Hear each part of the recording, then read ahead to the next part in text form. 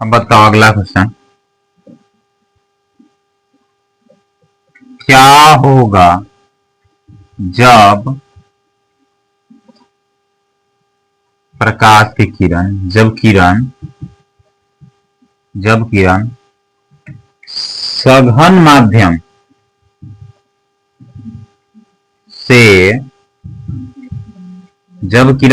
माध्यम से विरल माध्यम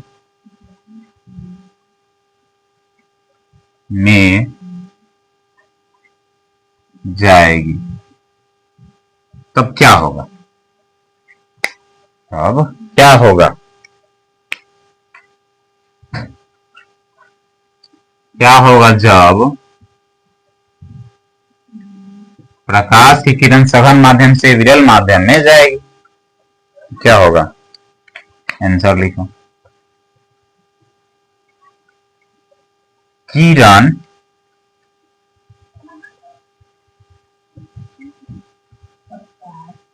अभिलंब से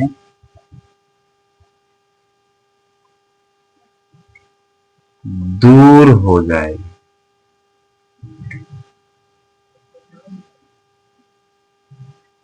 अभिलंब से दूर हो जाएगी या दूर हट जाएगी, ठीक है। अभिलंब से दूर हो जाएगी।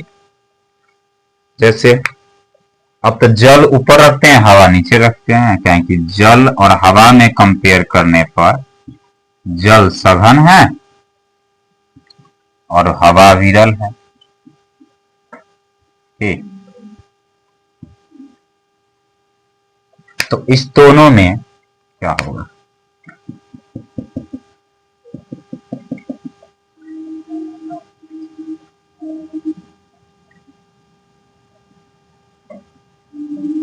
अगर आपतित किरण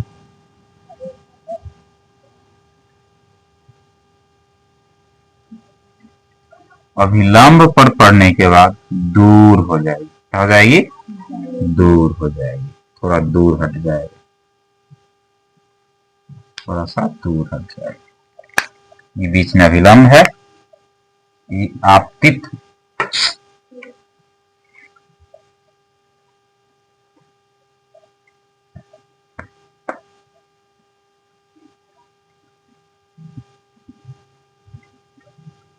किरण है, ये अपवर्तित किरण।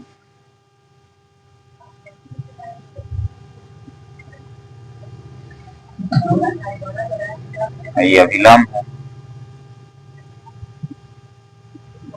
ठीक। आपतित किरण है और अपवर्तित किरण है नीचे, और बीच में अभिलंब है। तो अभिलंब से ये आना चाहिए था, इसको इधर ऐसे सीधे सीधे जाता, लेकिन थोड़ा सा दूर हट रहा है, थोड़ा सा दूर हट रहा है, दूर हो जा रहा है। अभिलंब से थोड़ा दूर हो जा रहा है, अभिलंब से दूर हो जा रहा है, ठीक है।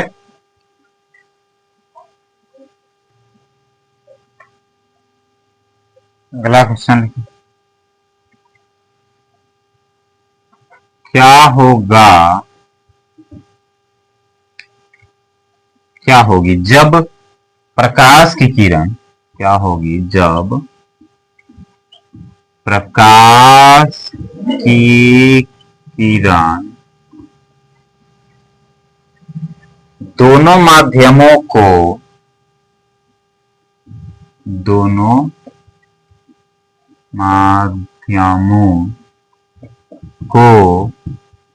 अलग करने वाली सतह पर अलग करने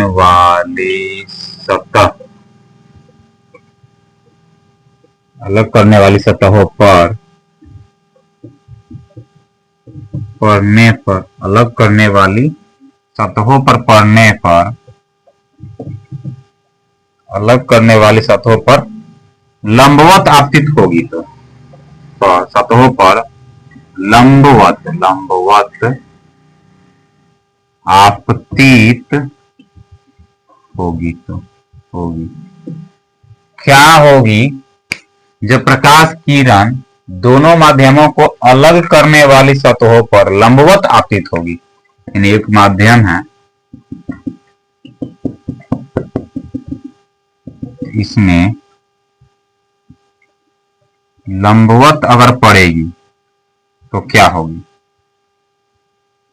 लंबवत अगर पड़ेगी तो क्या होगा? कोई दो माध्यम है, मान लेते हैं जल है और हवा है, कुछ भी है, या हवा ऊपर है जल नीचे है, तो क्या होगी? बिना कोई परिवर्तन हुए सीधी निकल जाएगी, बिना कोई परिवर्तन हुए सीधी निकल जाएगी, सीधी निकल जाएगी। ठीक है, सीधी निकल जाएगी।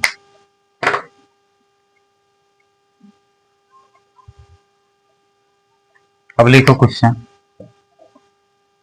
प्रकाश के अपवर्तन के नियमों को लिखें। प्रकाश के अपवर्तन, प्रकाश के अपवर्तन के नियमों को लिखें।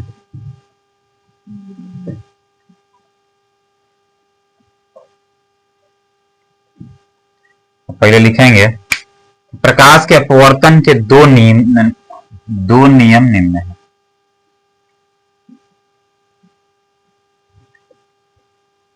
प्रकाश के अपवर्तन के दो नियम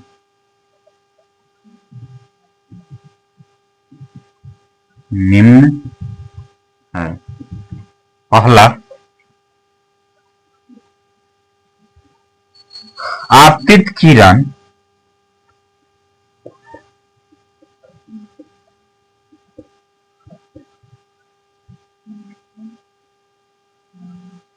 अपवर्तित किरण एवं अभिलंब, अपवर्तित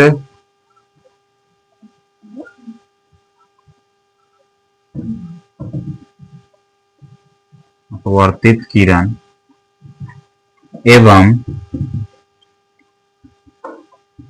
अभिलंब तीनों एक ही समतल पर होते हैं। अभिलंब तीनों एक ही समतल पर होती है, एक ही समतल पर होती है। दूसरा नियम कि आपतन कोण की जया, आपतन कोण की जया, जया मतलब ठीक ठाक, साइन आई, जया साइन आई एवं अपवर्तन कोण की जया, अपवर्तन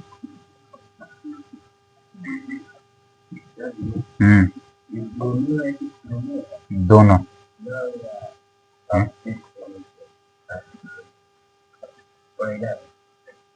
ये दोनों, हाँ दोनों एक ही, अपवर्तित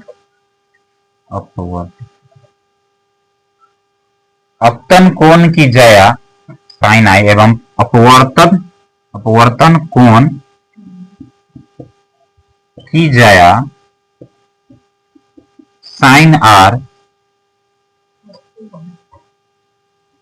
का अनुपात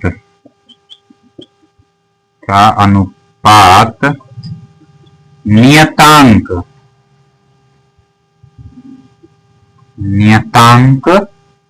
होता है,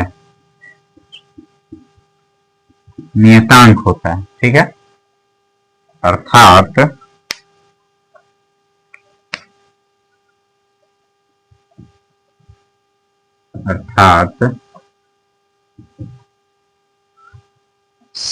साइन आई बटे साइन आर बराबर नियतांक।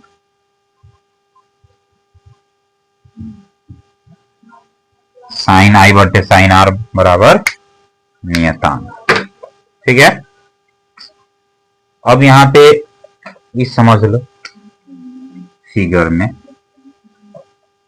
फिगर बन जाएगा, हाँ बन जाएगा। ठीक,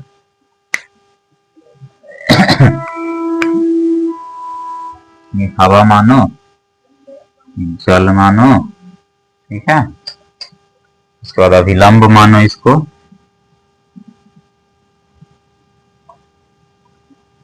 ये अभिलंब हो गया, यहां से यहां और यहां से यहां, ये आपतित किरण, ये अपवर्तित किरण।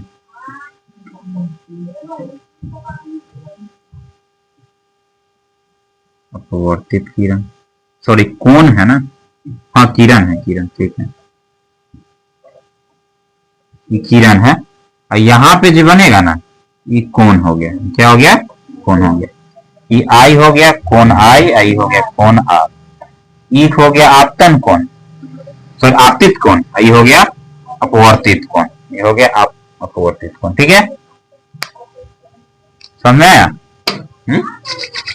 दोनों क्या होगा? नियतांक होता है। नियतांक लिखने के बाद एक नोट लिखो,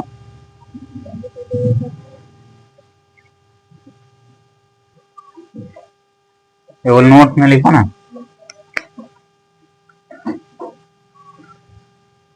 कि प्रकाश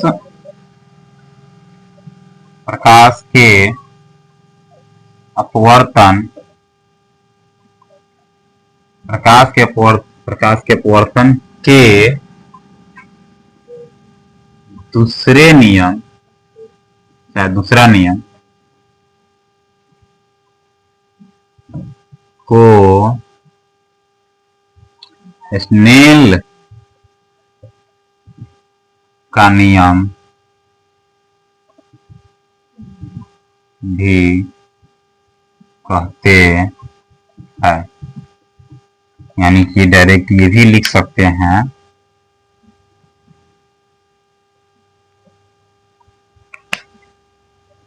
स्नेल का नियम बराबर